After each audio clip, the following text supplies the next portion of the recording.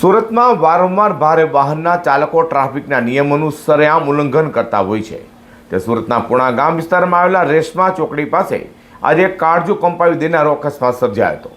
Wrong સાઈડમાં પૂરપાટ ઝડપે આવતા એક આઈસર ટ્રકે રસ્તો ઓળંગી રહેલા માસૂમ બાળકને અટફેટે લેતા તેનું ઘટના સ્થળે જ કમકમાટી ભર્યું મોત થવા પામ્યું છે.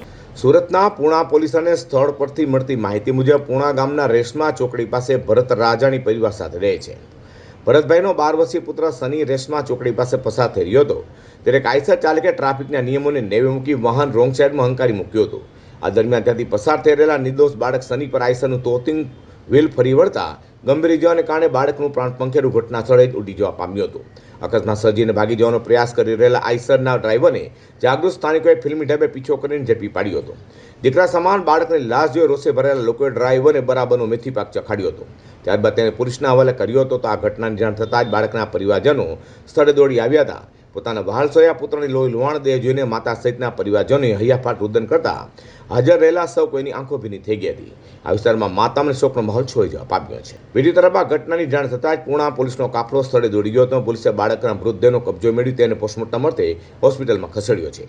પોલીસે આઈસર ડ્રાઈવરની ધરપકડ કરી ગુનો નોંધી આગળની કાયદેસરની તપાસ હાથ ધરી છે. શહેરમાં વધતા જતા રોંગ સાઈડ ડ્રાઇવિંગના કિસ્સાઓ નિર્દોષોના જીવ લઈ રહ્યા છે, જે ગંભીર ચિંતાનો વિષય છે.